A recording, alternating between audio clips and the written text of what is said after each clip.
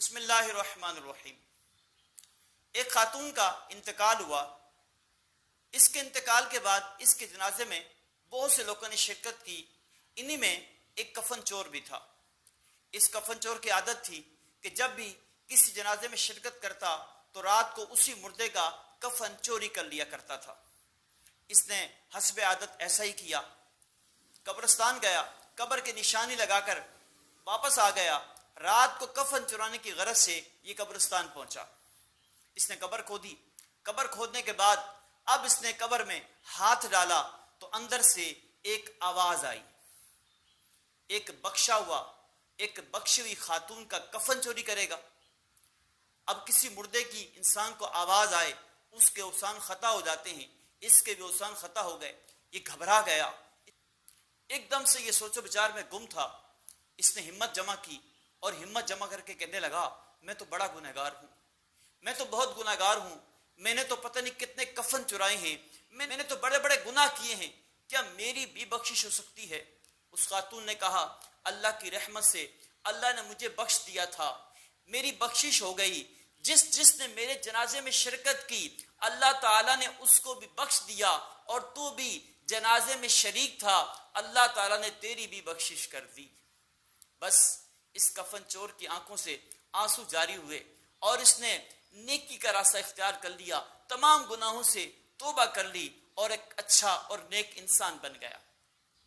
پیارے بھائیو، جب انسان کسی کے جنازے میں شرکت کرتا ہے اور وہ جنازہ کسی نیک انسان کا ہو تو جو جنازے میں شریک ہوتے ہیں اللہ تعالیٰ سب کی بخشش فرما دیتا ہے، اللہ سب کی مغفرت فرما دیتا ہے۔ ہمیں جنازوں میں ضرور شرکت کرنی چاہیے، اور ہم سب کو ایک دن مرنا ہے، ہم سب نے مر کر قبر میں جانا ہے، وہی ہماری منزل ہے۔ لیکن دنیا میں کچھ ایسا کر کے جائیں تاکہ قبر میں جب پہنچیں تو اللہ تعالیٰ ہمارے گناہوں کو بخش دے، اپنی رحمت سے ہماری قبر کو جنت کے باغوں میں سے ایک باغ بنا دے۔ دیکھیے، اولیاء کرام کے مزارات پر حاضر ہو کر دعائیں مانگنا، ان کے وسیلے سے دعائیں مانگنا اللہ کی بارگاہ میں جلد قبول ہوتی ہیں۔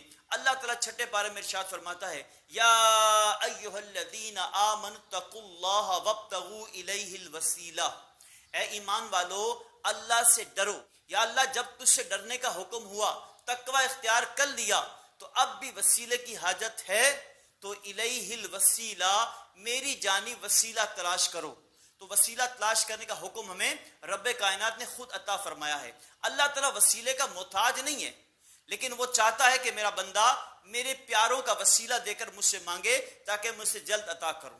تو مزارات اولیاء پر حاضری کا بہترین طریقہ جو اعلیٰ حضرت رحمۃ اللہ تعالی علیہ نے فتاوی رضیہ شریف میں لکھا ہے کہ جب بھی مزار پر حاضری دی جائے، 4 ہاتھ دور کھڑا ہو کر ادب کے ساتھ جو قرآن یاد ہے پڑھا جائے، اور ان صاحب قبر کو احسان ثواب کیا جائے، اور ان کے وسیلے سے اللہ کی بارگاہ میں دعا مانگی جائے کہ جہاں اللہ کا ولی ہوتا ہے وہاں رحمتیں برستی ہیں، اور برستی ہوئی رحمتوں میں جب دعا مانگی جائے تو اللہ تعالیٰ دعا جلد قبول فرماتا ہے۔